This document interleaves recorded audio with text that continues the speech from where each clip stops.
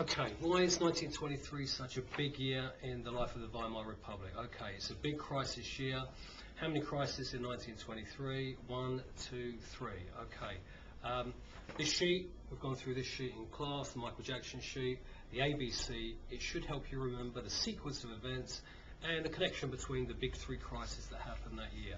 Okay, first crisis, occupation of the Ruhr. The Ruhr is the industrial heartland of Germany. It's where she mines her coal, it's where she produces steel, it's where it produces timber. It's the industrial heartland of the country. In 1923, the Germans cannot afford to pay the reparations instalment that they should be paying to the French and Belgians. As a consequence of this, the French and the Belgians march into this territory and demand that the goods that the Germans should be making are taken straight away into France and Belgium. This is perfectly legal under the terms of the Versailles Treaty. How do the Germans react to this? Well, they can't fight, they can't defend their country by this stage. They haven't got an army to resist the French and Belgians. So what do? They go on strike. This is called passive resistance, and the government actively encourages this. It looks like they're standing up to the French and Belgian invaders. However, this has a consequence. The government has to start giving money to these people who are not producing anything. And how do they do this? They begin to print more and more money. Inflation had been rising throughout this period in Germany. Now it starts to escalate wildly.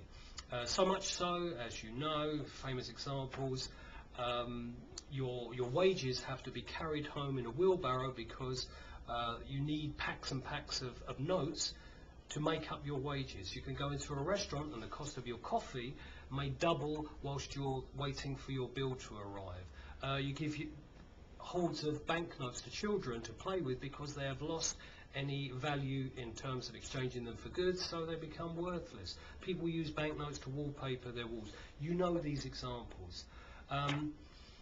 This becomes unsustainable for Germany. Although some people benefit from this, people in debt benefit because their debts are wiped out overnight. People who are on fixed incomes, people who are on pensions, or people who have huge savings or have saved perhaps for their retirement suddenly find that all of the money they've put away in the bank won't buy them a loaf of bread. So the situation becomes untenable. So the government, the Weimar government, decides it has no alternative but to call off the passive resistance.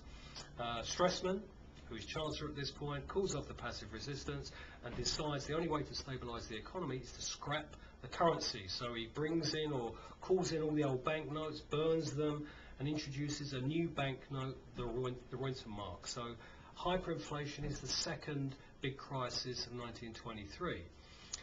However, for some people, the passive resistance, the standing up to the French and Belgians, had been something to celebrate, something that showed Germany was not prepared to take what other countries were dishing out to it. People like Adolf Hitler actively supported the passive resistance and was therefore absolutely horrified when the government appeared to cave in to its enemies. So, Hitler in Munich at this time, a small-time politician, locally well-known but not nationally well-known, thinks the time is right to take over first the government of Bavaria and eventually hopes to march on to Berlin and take over the government of Germany.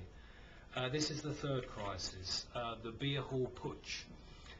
Hitler attempts to hijack a meeting of similar-minded right-wing nationalists in Munich, tries to convince the leaders of this particular political party, the current government of Bavaria, to join with him and go on a march and try and take over the government. They are totally opposed to this, but they have to reach an accommodation with Hitler. Hitler is threatening them with guns and has the support of the First World War hero, General Ludendorff.